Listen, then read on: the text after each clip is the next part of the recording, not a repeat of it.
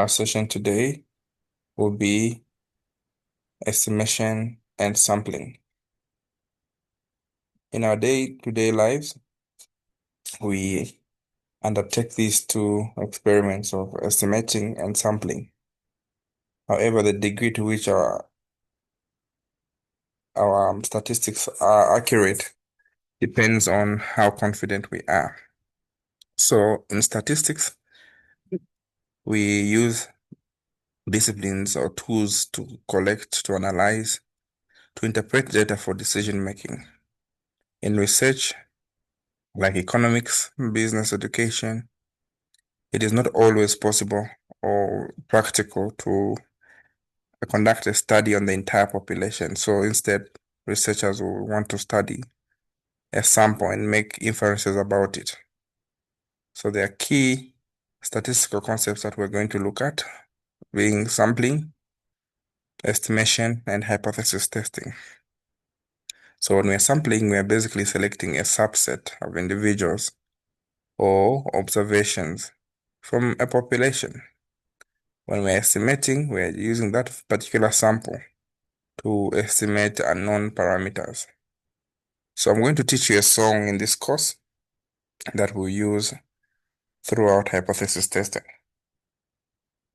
So sampling in simple terms is simply what? A sample is simply a subset of the entire population. So if you have a study of 200 pupils, MBA general, and you pick 80, that is a sample. Now the question is, why do we undertake sampling? What is the reason why we do sampling? Why do we undertake sampling? Any particular reasons? There is the issue of cost and the time. The issue of cost. The entire population, which we call a census, is more costly. It saves time when you use a particular sample. For those of you who cook, you don't need to um, test the entire pot to assume readiness. Okay, sampling is so important for other reasons.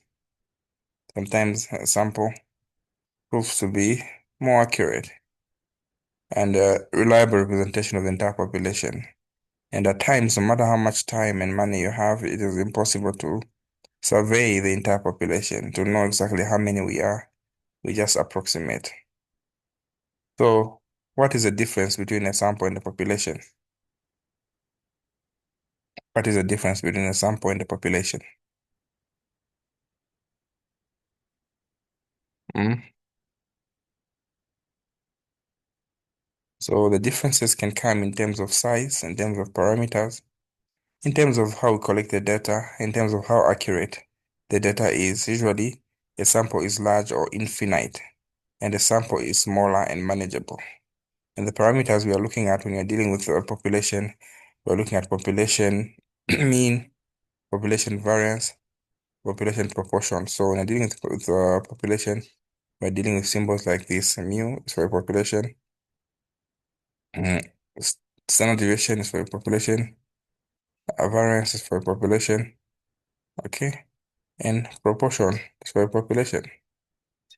But when you're dealing with a sample, instead of mean, we use X bar. Instead of sample, standard deviation, we use S. The variance, we just square it. Okay. These are the symbols that we'll be using. In terms of data collection, a population is time consuming and costly, whereas a sample is economical and practical. In terms of accuracy, the higher the sample size, the more accurate it is. But to complete a population is almost impossible, and the sample can be representative when we use a proper design. So in sampling, we have different sampling methods. Have you ever heard of the sampling methods that we have? Under sampling, how do we collect a sample? So there are different sampling methods. Generally, we have what we call probability sampling methods and non-probability sampling methods. So probability sampling methods are to do with numbers. We have what we call the simple random sampling, the systematic sampling, the stratified sampling, the cluster sampling, the multi-stage sampling. All these look at having every element in the population having a known population, and we have a non-zero chance of being selected. So a simple random sample is what we use when we are conducting a lottery. All individuals have equal chance or probability of being chosen. For instance, in a lottery, a random number generator will come. So that one will minimize the degree of biasness. Systematic sampling, as a term system, it works on a system of the kth term from the list. So you can arrange a number maybe of 100, you pick the 10th, the 10th, the 10th, that is systematic. All right? Then we have stratified sampling. Stratified sampling is a population sampling method where you divide the population into homogeneous subgroups, which we call strata. So these ones will then um, conduct a random sample from each of them. For instance, top management, middle management, and lower management. Then you pick 10 from each so that you have representation from each of them. So you're dividing the entire population into what we call subgroups. And those subgroups, we call them strata. We also have cluster sampling, which is slightly similar to stratified, except that the populations are divided into entire geographical clusters, like Northern Province, Southern Province. Then you randomly select the clusters as they are, any 5 provinces in the country, meaning some of the provinces will be left out. And we also have multi-stage sampling, where you're going to use a combination of methods for a large scale of a survey. So quick, can you remember? Under probability sampling, we've said there are about 5 examples. You can give me any 3. What 3 types of probability sampling methods do we have?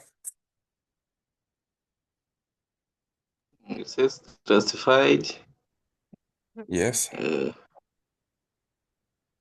Virginia, any methods you've had? You spoke about random. Yes, a simple random. Simple random. Did you mention, let's see,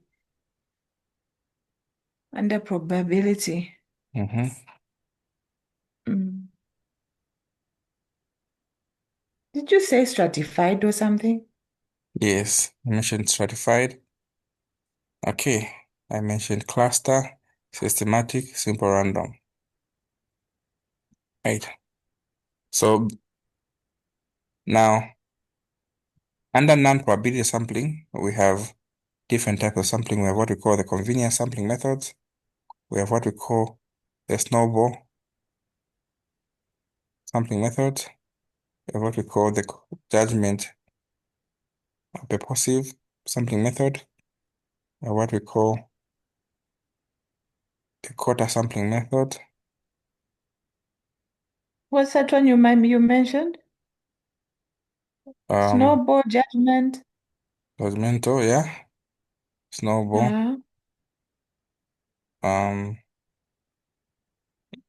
quota.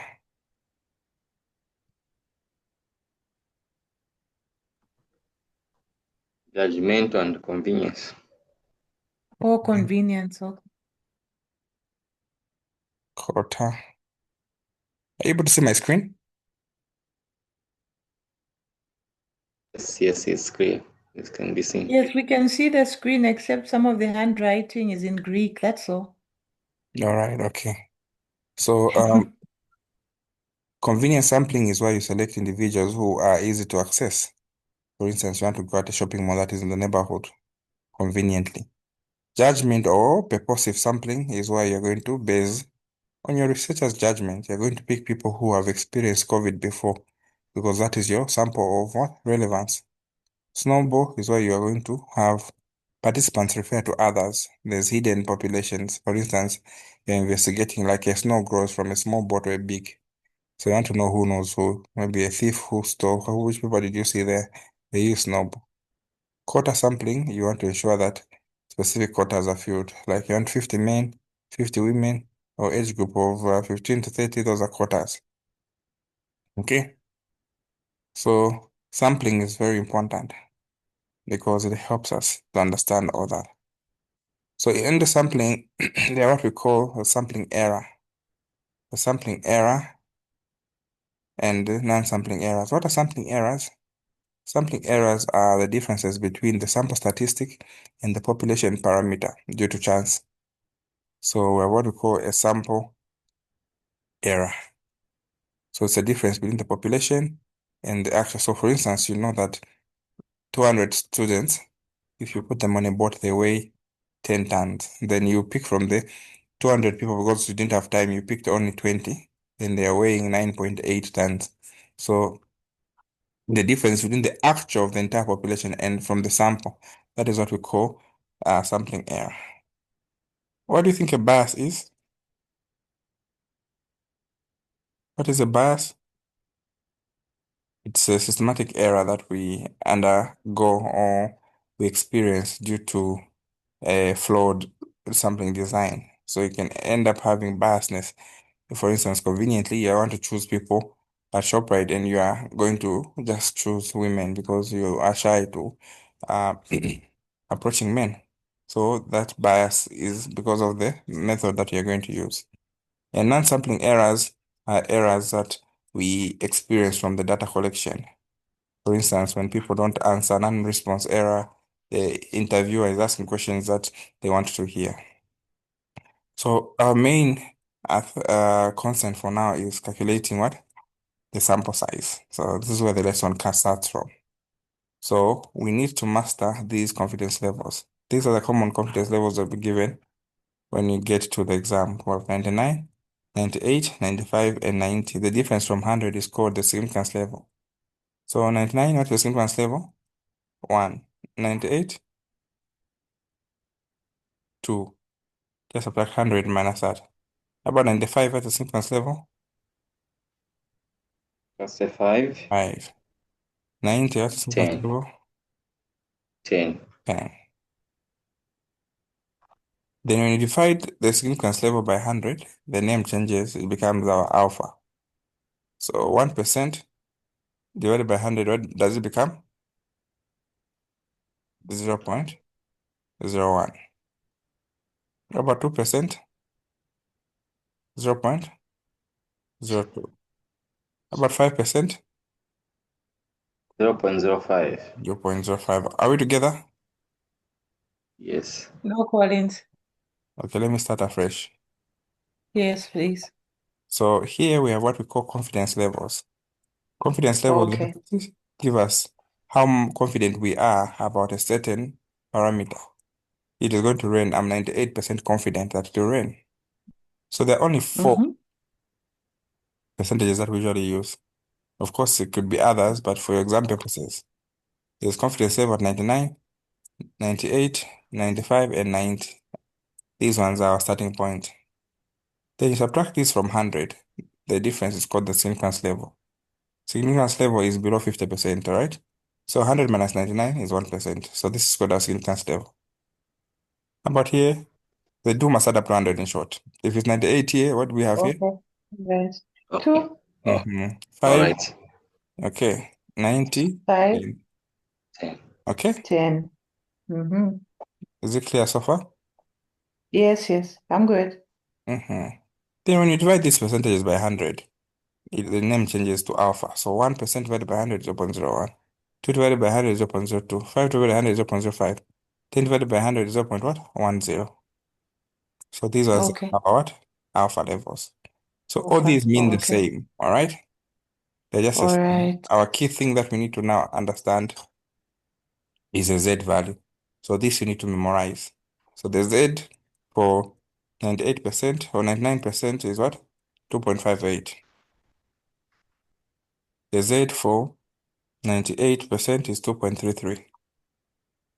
Collins, what's that? They written Z, then alpha over 2. What Yes, is alpha that? over T, yes. It's a two-tailed. So just ignore this. Just ignore it. Oh, This is Z. okay. The two tail. The Okay. two-tailed, Mm-hmm. yes. And here we have 1.96. Uh-huh.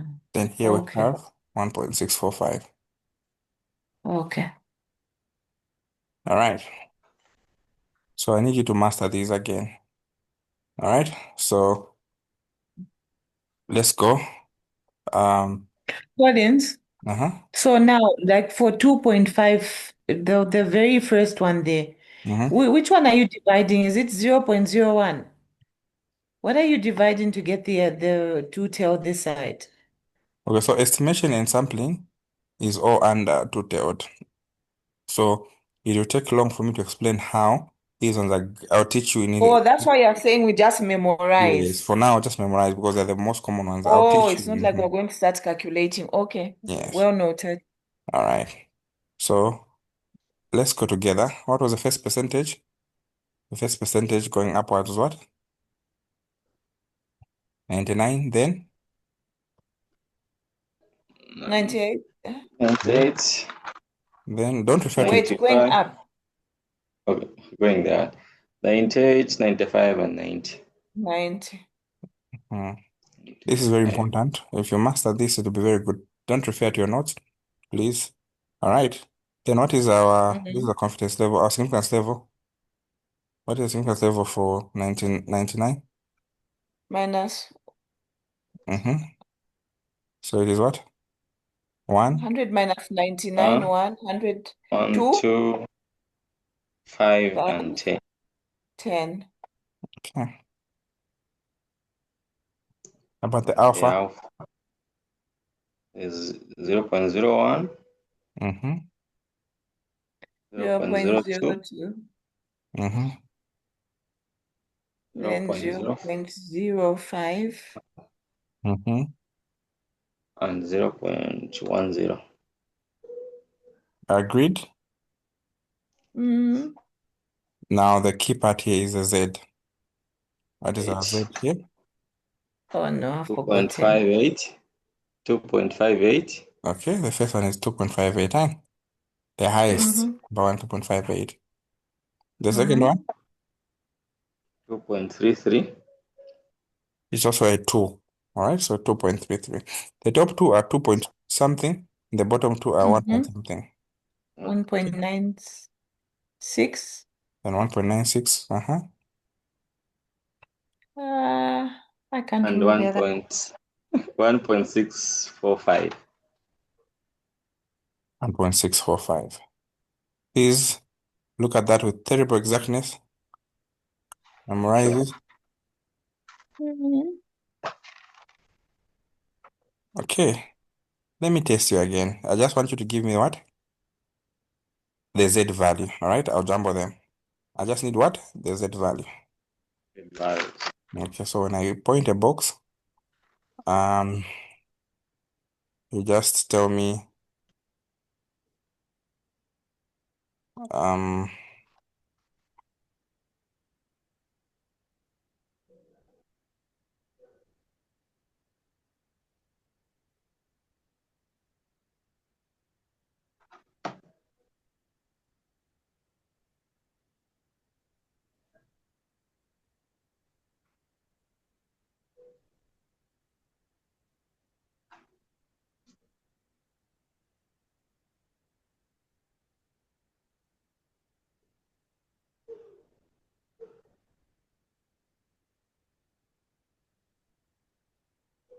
okay, so what is the Z for 1%? 1% is 2.58. 2.58. 0.10. That is 1.645. It's the last one, eh? 1.645. About Yes. Mm, 99%. The Z value there is 0.58. 2.58. 0.58. Okay. 0.01. 2.01 0.58.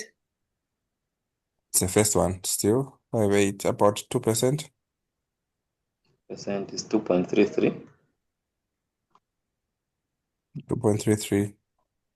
About 5%. That's the Oh, 1.645. 96.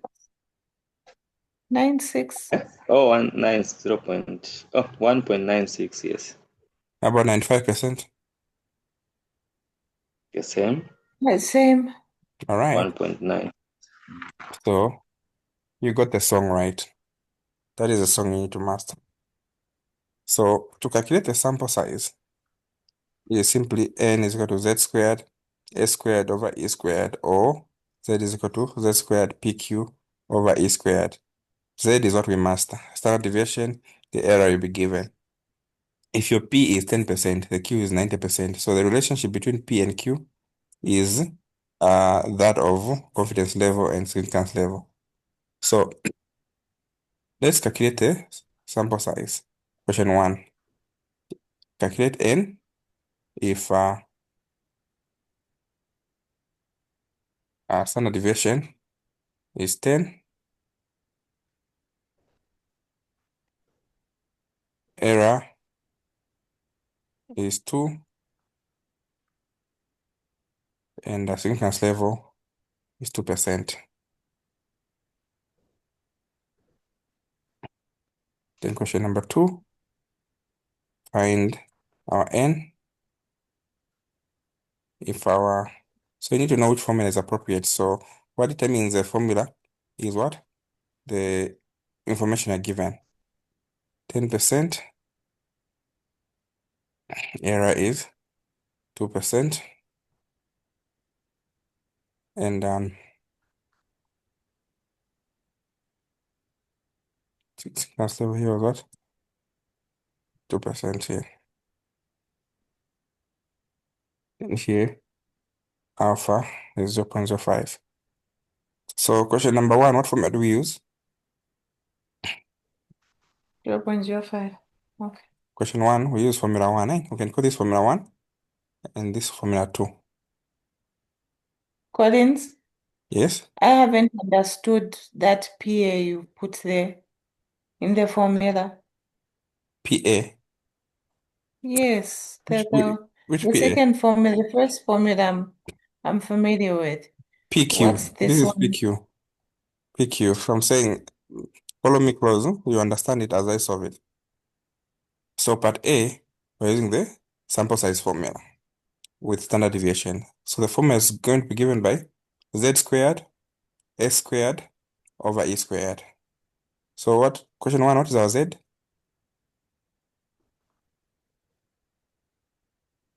Because we're given significance level at 2%. What is our z? That 2.33. Correct, 2.33. What is our standard deviation?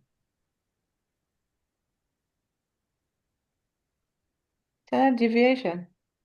Yes, we're given s is what? 10. 10. 10 squared. And our error? Oh, you mean the significance level? No, standard deviation. S is standard deviation. Oh, we were given. Oh, sorry. Sorry.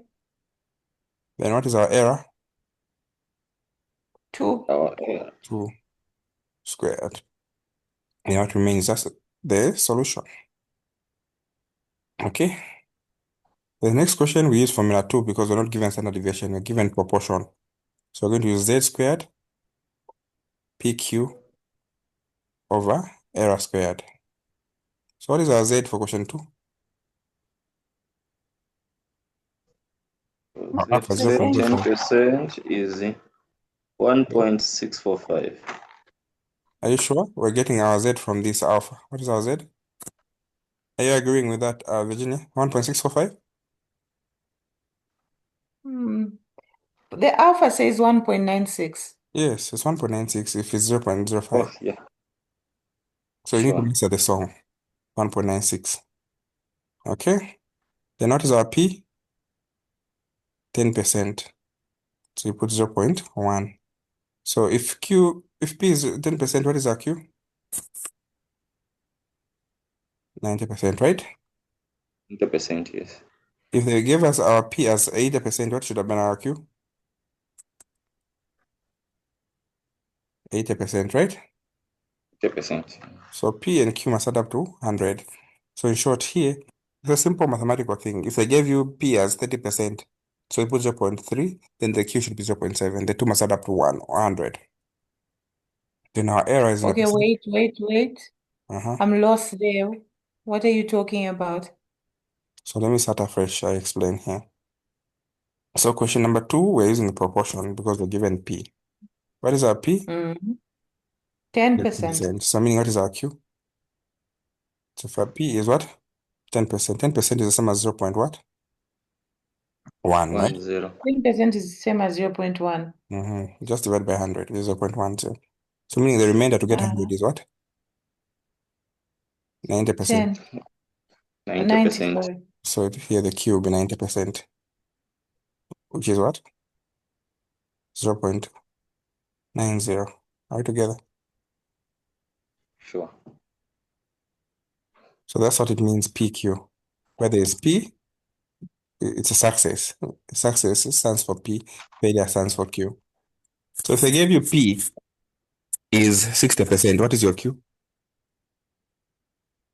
40. 0.4. 40, correct. It's just an issue of understanding the remainder from 100. That's why we put 0.1 here. Oh. So if they give me P, I can automatically calculate Q. Yes, it's a brain Okay. mark, yes. So in this case, they gave us P was 10, so I know Q is 90. Exactly. Okay.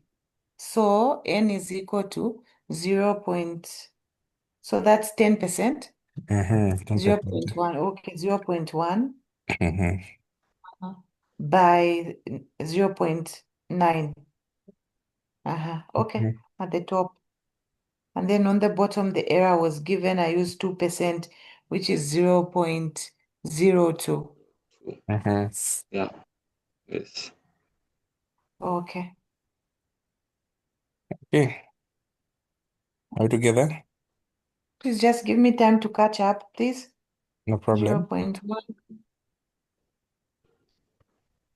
So meaning that those two, obviously there I'm getting the same answer. Mhm. Okay. All right.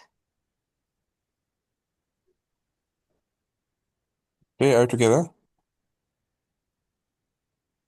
Can I Sure. proceed? But I'm getting 4.5 for the other one. That's supposed to be different. They're different questions. I just want you to get the concept. Okay. Okay, so Mhm. mm, we look at an exam type of question. I'll show you how they come now. Okay, question number 1.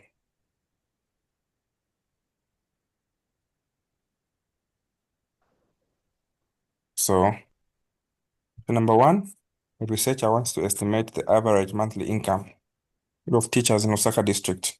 The standard deviation is known to be 1,200. So this is our S, right? And the research observes that 90% confidence level. So what is our Z here? At 95%? 5% is 1.96. 95, Mhm. 1.96. Yes, I even spoon fed you 1.96, all right? So this is Mm-hmm. 1.96. Mm-hmm. Then with a margin of error as 300. So error is 300. What is the required sample size? So what formula do we use? N is got what? The first one. Formula This 1. one. So it's squared, S squared over what? E Mm. squared, right? Squared. Uh-huh. So what is our Z there?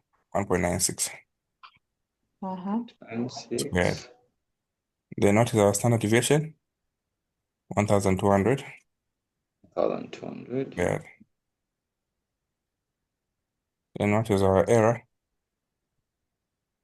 300 300 squared. squared. Am I together? Mm-hmm. Yes. Yes. Okay, so the other point I should mention is that sometimes they'll confuse you, say we're given a variance of 1,200. Variance is already squared, so you don't need to square it there if they're giving you as for variance. As a variance. Okay. Let's look at question number 2. The weight of a certain breed of chicken is being studied. Previous research suggests that the population has standard deviation of 2.5. This is our standard deviation.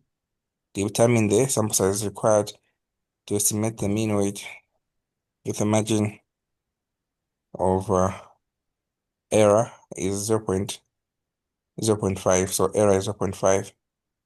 And at 99%, what is our Z? 2 point what? 2.58. 58. 58. Okay. Sometimes they'll give you a specific one. It's the same. All right. So you All right. put in the same formula. So 2 point what? 58. But if you're given a specific one, Okay. you put it as it is. It's no harm. It's the same as 2.58 Okay. squared times Squared. standard deviation is what? 2.5. 2.5 squared. And our error is Right. what? 0.5. 0.5. Okay. So this is important in research. I predominantly teach research. Most students really, I get to remind them of this that I taught them in their first stage. So please always remember these concepts. All right. You will remember when you start teaching us research. Yes, you should remember these. All right. Are we So together? at this point, we're still using the first formula, right? Yes, we're still using this first formula. Exactly. Okay, good. I'm with Okay. you. Let's look at question number 3 and 4. Question number 3 and 4 reads, a study planned to estimate the proportion of SMEs in Osaka that use electronic taxing filing. If the researcher wants a 95% confidence with a margin of error 5%, assume P is 0.5, calculate the sample size required. So what formula are we using? The second one. Formula 2, right? So what are we Yes. given? Our Z, Mm, 95. What is our Z? Okay, Collins. Uh-huh. I think I've missed something here. Let's go through this What's question the again. So what what? determines whether we're using Formula 1 or Formula 2 is Formula 1 has a standard deviation. Formula 2 doesn't have a standard deviation. So if you look at through this question, when you read it through, say a study plan to estimate the proportion already is giving you what? It's a proportion in SMEs that use electronic filing. So if the researcher wants to find a 95% confidence with a margin of error 5%, assuming P is 0.5, already I've even given you P. So you're using the P formula. If P is 0.5, what is your Q? My Q is 100 minus 0.5. So 0.5, 50%, eh? Yeah. 50%. So 1 minus 0.5 is So for 0.5. 0.5. Right. Yes. It's also 0.5. So S squared PQ over what? Error. E squared. Error squared. Mhm. You don't square the P and Q there like that. Only Z and D squared. Please don't make that mistake. So what is our Z? Okay. What's our Z? 1.9. 1.96. 1.96 And our P? squared times 0.5. 0.5 5. Our times Q? 0.5. 0.5. Correct. And our E?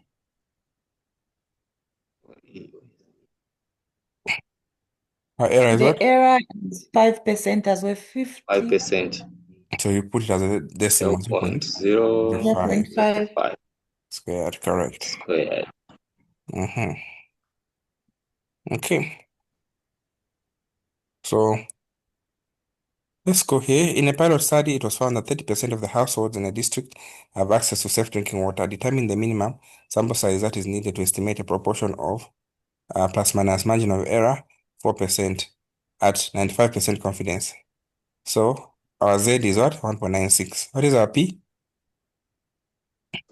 P Our P is what? 0.3. 30. 0.3. 30%. In the pilot study, it was found that 30% of the households. So meaning what is our Q? 0.7. How did you get it? 100 minus 30. Yes, correct. And the error is what? 4%. It's as easy as that. So where the Z we put what? 1.96. So can I ask some, so whenever you hear them talking about a proportion, then it's actually talking about error. No, error is there in both. Okay? But proportion, that is P, okay, which is a percentage. The error is there in both formulas. But the proportion is formula 2. Whenever you hear that there is what a proportion, okay, or a percentage, just when you see a percentage, just know that we're dealing with the proportions. portions. So what is our P? 0.3. 0.3, And what is our Q? 0.7, And down what do we put? What is our error? 0.04, 0.04. 0.04. Correct. Don't put 4. It's a percentage, 0.04 squared. Squared. So the issue of percentages don't mix is why students gets to get things wrong is just at that point. All right, let's try the last one. Please, I want you to try it.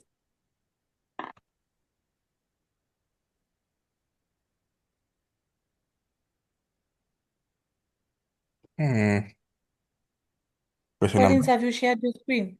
Has it moved? Yes, it has now. A public health research Yeah, wishes to estimate the prevalence of malaria in the rural area.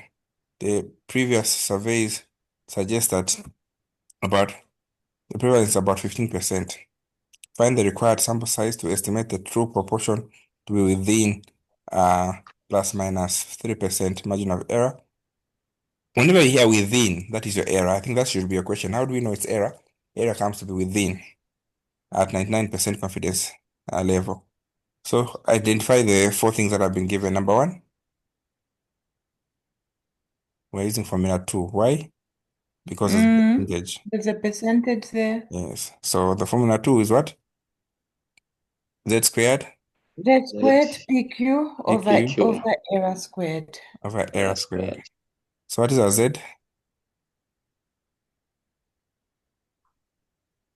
2 point what? 2.57. 0.576 or 2.58. Okay, and what is our P? P The is percentage is 0.15. Good. And what is our Q? 0.85. Yeah. 0.5. And what is our error? 0.03. 0.03. Okay, percentage. So now let me end by saying sometimes you're not given the proportion. You'll just be told that 300 people out of 500 watch ZNBC.